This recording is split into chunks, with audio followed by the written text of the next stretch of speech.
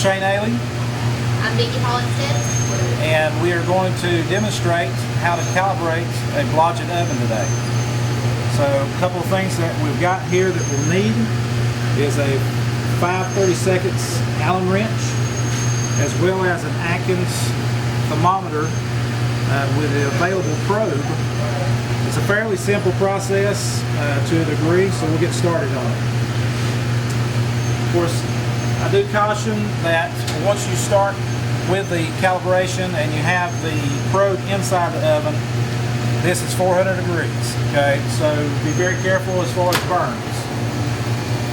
And of course the oven itself being at temp already. So we're going ahead and place our probe in the oven. I'm going to let Vicki hold on to that.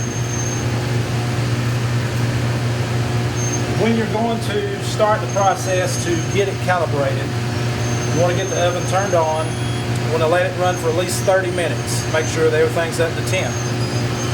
The light, which is the indicator for the heat cycle, will cycle off. You need to let it cycle off maybe a couple of times before you want to start actually taking temperatures, okay? The process on this, there are various ovens, and it's going to be a little bit different for each oven, depending on the age of the oven. But the particular oven that we're working with today, this is a solid state oven, and the controls on it are mainly in the back. So what we're going to do is adjusting the actual knob so that it is set at the correct temperature.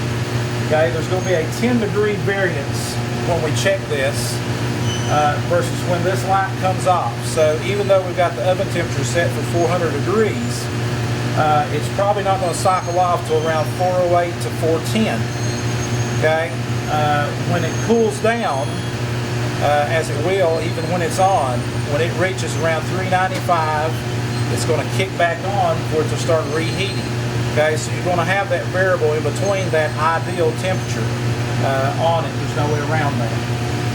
So the process itself, once you have the oven up to operating temp, whether it's the correct one or not, okay, you're not going to know that until we start with the actual checking process. Okay, there's going to be some set screws that are on the dial face. I'm going to go ahead and remove this so that you can see it.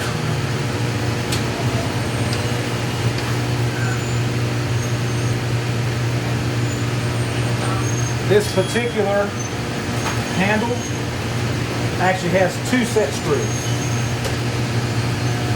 Okay, and if you can get a close-up shot, once this is off, you'll notice there's a flat side to this extension that comes out, and then the rest of it is rounded, so you've got that half moon. Okay, the dial itself, and I'm not sure if this will show up or not, but there's two locking Allen head screws that are on two different sides. Okay, to put this back, we're going to wait until we know that we have the temperature pretty close to where it needs to be.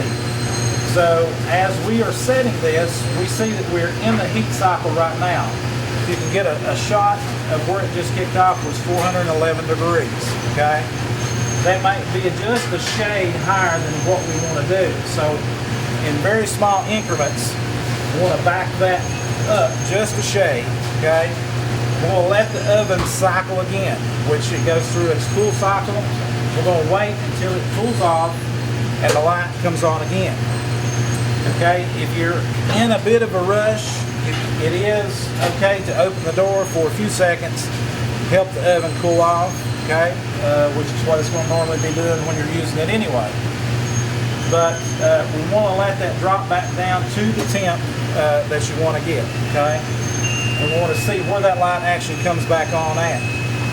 Once we went through that process twice, okay, we're going to let it kick on, let it kick off, let it kick on again, let it kick off again, and each time we're going to note where the temperature was at, okay? So that way we can know if we need to go up with this where it's at right now with the knob off, or if we need to back it up with the knob off, okay? Once we've got that set and positioned, okay? The indicator that is on the front of the dial, okay, should be aligned. A lot of these will be worn out, okay? The white may be going off of it. If that's the case, we're probably going to need to take something such as fingernail polish or something that we can look on the dial itself. You should be able to tell where it was at, even if it has rubbed off, and mark it so that you'll know, okay? But when we go back, okay, I'm going to double check where we're at right now, okay? We're off, we're back down to 393. Again, I remind you about the 10-degree variable. Okay, we're just a little bit low. We want it to come back on probably a little bit earlier than that, so I'm going to move up just a little bit, okay? So that way we know when it cycles this time, it's probably just going to come to about 395 before it actually comes back on, okay? I'm going to get my Allen wrench put in before I'm going on, okay? But I'm going to look too as I'm going back on with it. I know that where I've got it set at, I want this dial to be pointing basically toward 400 degrees, right? So in order to do that, I'm going to have to back these up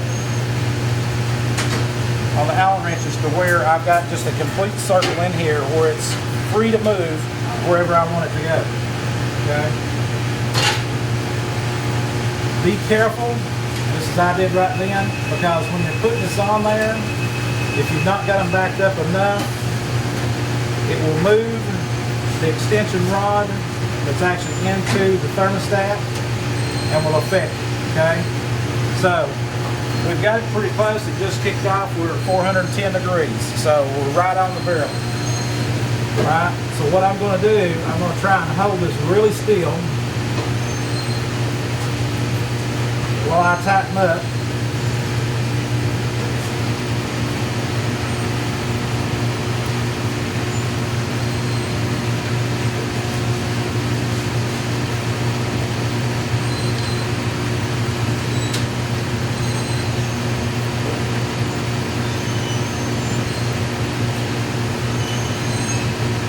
Again, this can get a little bit tedious because you're having to hold the knob completely still until we get these locked down, because if you don't, it's going to be out of position on the adjustment knob itself.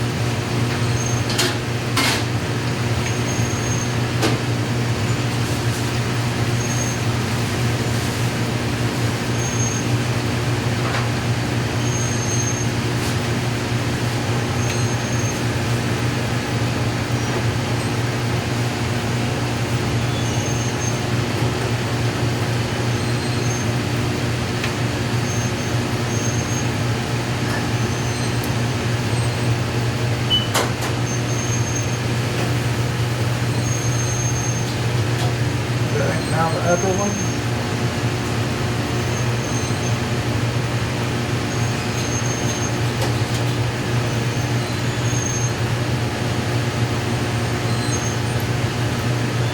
Okay, now that both are tight, we've got it positioned where we want it. We know that our set point is 10 degrees within where we want it of being 400 degrees, okay?